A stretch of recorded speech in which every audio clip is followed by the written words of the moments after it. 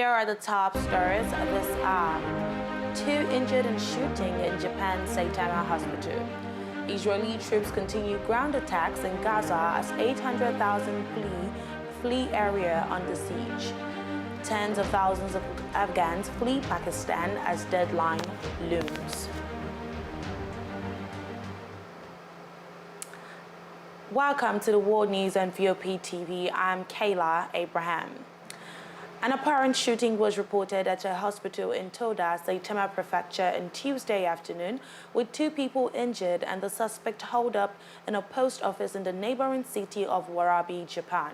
Authorities stated that the suspect, believed to be in the age range of 50 to 70, entered the post office at midday, adding the 2 men, a doctor in his 40s and a patient in his 60s, sustained non-life-threatening injuries at the hospital.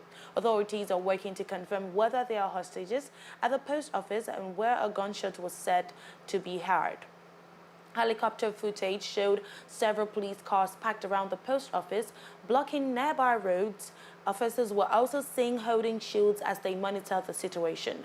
The Tokyo Metropolitan Police Department has dispatched a specialized unit that handles hostage situations and incidents involving kidnappings for ransom, according to a broadcaster. The unit is called SIT, which stands for Special Investigation Teams.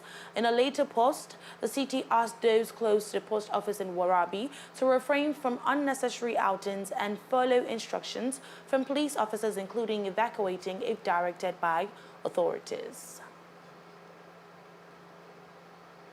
Now, Israeli ground forces have attacked Hamas militants and infrastructure in northern Gaza as the military stated that about 800,000 people have fled the area since the war began more than 3 weeks ago on Tuesday. Buoyed by the first successful rescue of a captive held by Hamas, Prime Minister Benjamin Netanyahu has rejected calls for a ceasefire and again vowed to crush the militant group's ability to govern Gaza or threatening Israel following its bloody October 7 rampage, which ignited the war. The military stated that one of the estimated 240 captives seized by Palestinian militants during the wide-ranging assault was rescued in a special forces operation, lending support to Netanyahu's contention that the ground war will help facilitate the recovery of more hostages rather than putting them in increased danger.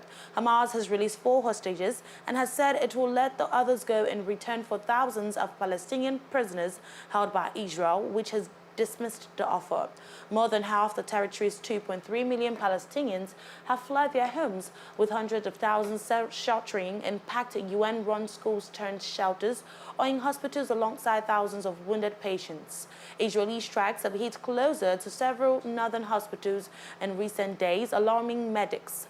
Jonathan Conricos, an Israeli military spokesman, stated that ground operations are focused on northern Gaza, including Gaza City, which he stated was the center of gravity of Hamas. Now, the Pakistan government has stated it will begin arresting undocumented Afghans and taking them to new holding centers from Wednesday, for where they will be processed and forcibly returned to Afghanistan. In Afghanistan, the Taliban government has imposed a harsh interpretation of Islamic law since seizing power in August 2021, banning girls from secondary school and university education and forcing women to stay out of work. While hundreds of thousands of Afghans are estimated to have fled to Pakistan since the Taliban's return to power, millions more had already settled there over decades of conflict, making Pakistan the host of one of the world's largest refugee populations. Despite a growing economic crisis in Afghanistan, coupled with the Taliban government's edicts on women and girls' rights, Afghans in Pakistan are being forced to return to their home country.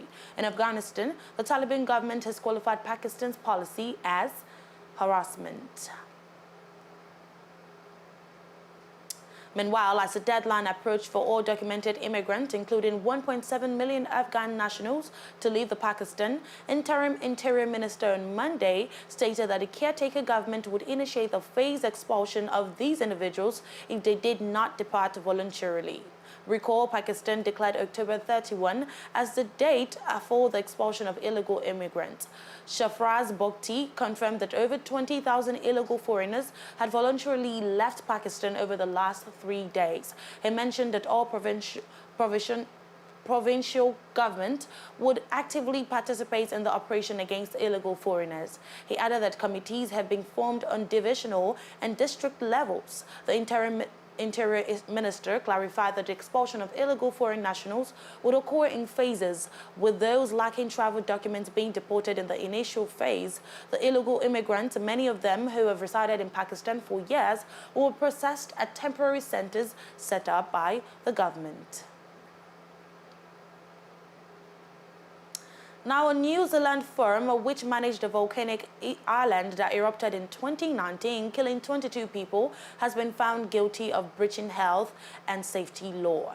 A further 25 people were seriously injured when White Island, known as Wakari, suddenly erupted and spewed steam and ash. A district court in Auckland on Tuesday found Wakari Management Limited failed in its duty to minimize the risk to visitors. Judge Evangelos Thomas found the company guilty on one charge, saying it had failed to do a risk assessment despite being aware of an eruption 3 years earlier.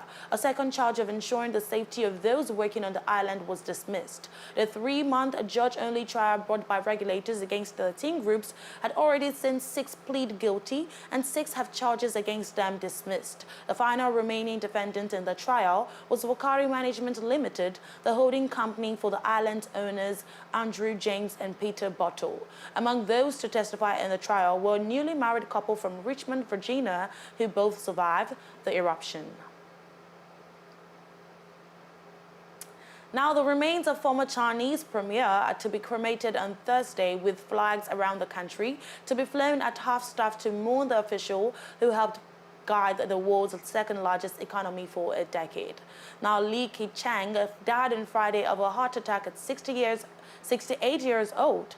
Mourners gathered at his childhood home in the city of Hefei in an apparently spontaneous outpouring of grief, seen by some as a rebuke of state leader and head of the ruling Communist Party, Xi Jinping. Li was once seen as a potential top leader, but the trained economist was shunned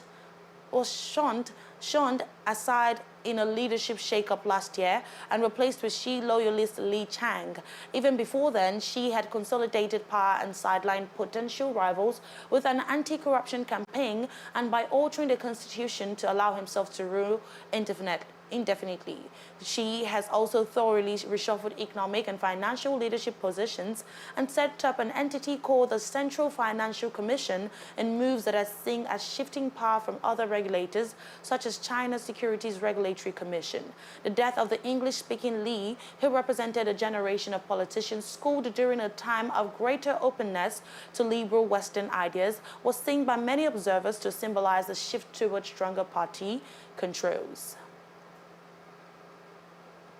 Now, the head of the UN Agency for Palestinian Refugees told a UN emergency meeting on Monday that an immediate humanitarian ceasefire has become a matter of life and death for millions, accusing Israel of collective punishment of Palestinians and the forced displacement of civilians. Felipe Lazzarini warned that a further breakdown of civil order following the looting of the agency's warehouses by Palestinians searching for food and other aid will make it extremely difficult, if not possible, for the largest UN agency in Gaza to continue operating. Briefings to the Security Council by Lazzarini, the head of the UN Children's Agency UNICEF, and a senior UN humanitarian official painted a dire picture of the catastrophic humanitarian situation in Gaza 23 days after Hamas's surprise 7 October attacks in Israel and its ongoing retaliatory military action aimed at obliterating the militant group which controls Gaza. The UN Humanitarian Office stated that according to the latest figures from Gaza's Ministry of Health, more than 8,300 people have been killed, 66% of them women and children, and tens of thousands injured. Now, the Russian president stated on Monday that the United States and its allies are behind the Middle East crisis and other regional conflicts and benefit most from global instability. Vladimir Putin noted that it is important to understand who is behind the Middle East conflict and who is responsible for organizing and benefiting from deadly chaos in different regions. Putin mentioned that attempts have been made to use the dramatic situation in the Middle East and other regional conflicts against Russia with the aim of destabilizing the country and splitting its diverse and multi-religious society. Putin noted that the United States is becoming weaker and losing its status as a world sole superpower and hegemony. The world order is slowly becoming a thing of the past. He also added that Washington wants to maintain and extend its dominance and global leadership, adding that this is more convenient in times of global instability when it is easier to restrain competitors and geopolitical opponents. Now, Manila, for the second time this month, has dismissed China's version of a military encounter near the disputed Scarborough shore in the South China Sea. On Monday, the Chinese military stated that it had monitored and warned off a Philippine warship that it accused of trespassing into the waters around the Scarborough shore. Senior Colonial Tian Zhongli, the spokesperson for China's Southern Theater Command, disclosed in a statement that a Philippine frigate intruded into the waters adjacent to China's Huangyang Dao without the approval of the Chinese government, referring to the shore by its Chinese name. He also disclosed that the naval and air forces of the command tracked, monitored, warned, and restricted the Philippine military vessel according to law. On Tuesday, Philippine authorities responded with their own version of the incident, and this is the second time in 3 weeks that China claimed that Manila violated China's sovereignty over the reef and the Chinese law enforcement forces drove Philippine ships away. Both times, the Philippines dismissed China's claims and insisted that under international law, the Philippines had every right to patrol the area. China seized Scarborough shore after a standoff with the Philippines in 2012 and has maintained control over it since. Manila brought Beijing to an international tribunal over its claims in the South China Sea, including of the islands, and won, but China has refused to accept the 2016 ruling. Now, Lionel Messi has been crowned Ballon d'Or winner for a record 8th time after leading Argentina to World Cup glory. The 36-year-old scored twice in the final as Argentina saw off France to win the tournament for the first time in his illustrious career. Messi has since moved to Inter Miami, having left Paris Saint-Germain at the end of the last season. But it was his imperious form of his country in Qatar which saw him crowned Ballon d'Or winner by France football once again. Messi was presented with the award by David Beckham, owner of the Inter Miami and runner-up in the 1999 Ballon d'Or. Messi beat Manchester City's Erling Haaland into second place for the men's award on a night where Pep Guardiola's treble winners were well represented. Now, Sudan's Rapid Support Forces, RSF, disclosed on Monday that they had seized an airport from the army west of the capital and workers at an oil field, stating they were evacuated due to the attack as the warring factions reconvened for talks in Saudi Arabia. The RSF revealed that Belila Airport in the state of West Kordofan had been used by the army, which it has been fighting since mid-April to launch warplanes. Employees at Belila oil field, which at 10,000 to 12,000 barrels per day produces much of Sudan's Mirag and dwindling oil output, disclosed they were evacuated on Sunday night because of the fighting. The RSF revealed in a statement that it would allow the airport and the oil field to continue to operate. The two sides have also been battling in the western cities of El Obeid and El Fasher in recent days as US and Saudi-sponsored talks that aim to broker a lasting ceasefire restarted on Sunday in the Saudi city of Jeddah. Also on Monday, the International Committee of the Red Cross stated that it had facilitated the release of 64 army personnel who had been detained by the RSF, bringing the total number of persons who released it has facilitated during the war to 292. The war in Sudan began after the army and the RSF, which previously shared power after leading a coup, came to blows over plans for a transition towards elections and the integration of their forces. The conflict has caused a major humanitarian crisis, displacing nearly 6 million persons, killing thousands, devastating the capital Khartoum, and triggering ethnically driven killings in the western region of Darfur. Now, Britain's King Charles III, begins a 4-day visit to Kenya on Tuesday, his first visit to a former colony, during which he plans to acknowledge painful aspects of a shared history that included almost 7 decades of colonial rule. Accompanied by Queen Camilla, Charles arrived in the East African country overnight and will be received by Kenyan President William Ruto in the capital, Nairobi, on Tuesday morning. Buckingham Palace reveals that the visit reflects the two countries' close cooperation on economic development, climate change, and security issues. Charles plans to meet entrepreneurs from Kenya's bustling tech scene and tour wildlife facilities. He and Camilla will also travel to the southeastern port city of Mombasa.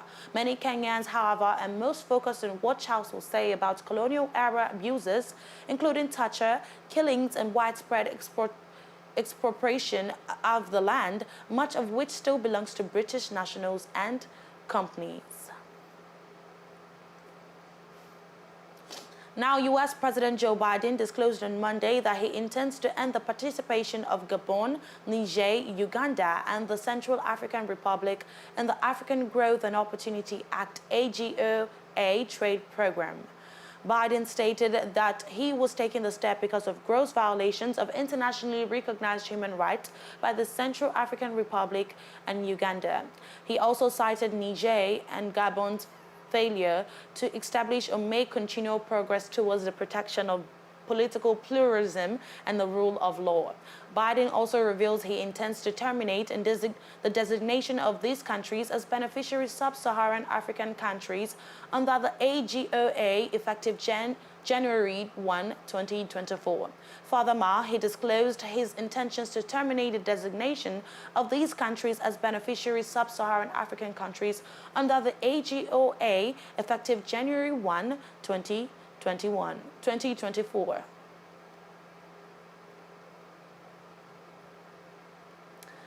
Now, Egypt's media regulator has ordered the closure of an independent news website for 6 months while it is investigated on suspicion of spreading fake news.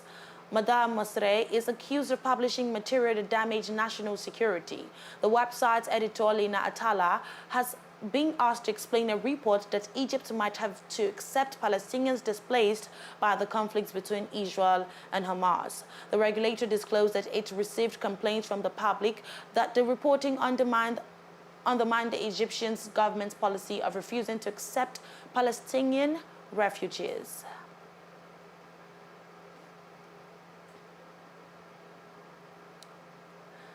Now, Spain's acting interior minister disclosed on Monday that Spain has delivered 6 new multi-copter drones to Senegal and plans to reinforce its deployed security personnel to help the West African nation tackle a migration crisis. Fernando Grande Malasca is in Senegal, where he met his Senegalese counterpart Sidiki Kaba as the number of would-be migrants from West Africa, especially Senegal, to reach Spain's Canary Islands this year is near a record high. Grande Malasca reveals that the drones delivered to the Senegal police are designed to detect vessel departures so that they could be intercepted. He added that Spain has also deployed a civil guard aircraft to help patrol the coast of Senegal and Mauritania, in addition to 38 troops equipped with 4 boats, a helicopter, and 13 all-terrain vehicles that carry out joint patrol missions with Senegalese forces. The journey from Senegal to Spain's Canary Islands is one of the deadliest, but numerous accidents have failed to deter individuals from attempting the voyage. Both ministers stated they would increase efforts to combat illegal immigration and avoid more death at sea, but did not announce additional measures. In the same vein, the public prosecutor in Senegal has opened an investigation into the exhumation and burning of a corpse presumed to be that of a gay man in the holy city of Touba. The body of the young man who died on Friday was sent to Senegal's second-largest city for burial on the wishes of his family and in accordance with Islamic law. Unidentified individuals arrived at the cemetery looking for the man's grave and, when having identified it, removed the body before setting fire to it in front of a large cheering crowd. According to local sources, the man was believed to be gay. It's believed the mother of the deceased had buried him in secret, but locals heard about the accusation of him being a homosexual. The public prosecutor condemned the act of extreme seriousness amounting to barbarism. Abase Yaya Wane indicated that the open investigation would aim to identify the perpetrators and bring them to justice. The incident aroused strong indignation among the population in Touba and the rest of the Kaolack region in the west of Senegal.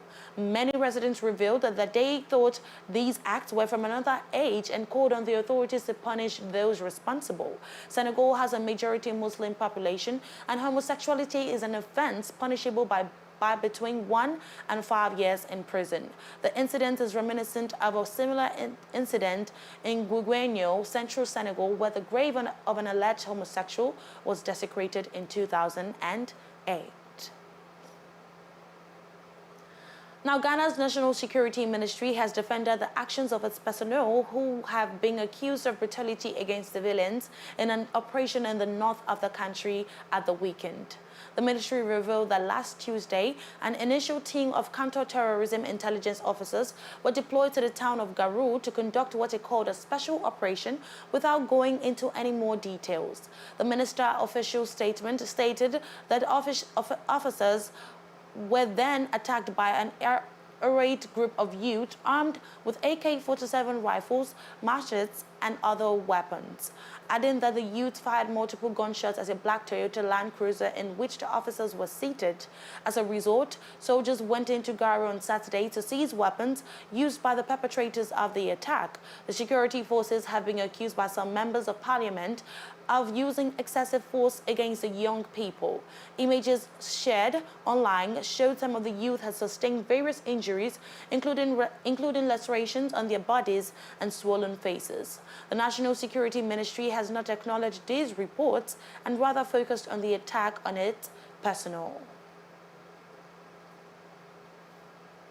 Now, South African President Cyril Ramaphosa on Monday disclosed that he was declaring December 15 a public holiday to celebrate the country's Rugby World Cup win. The Springboks claimed a record fourth Rugby World Cup on Saturday with a 12-11 win over old foes New Zealand.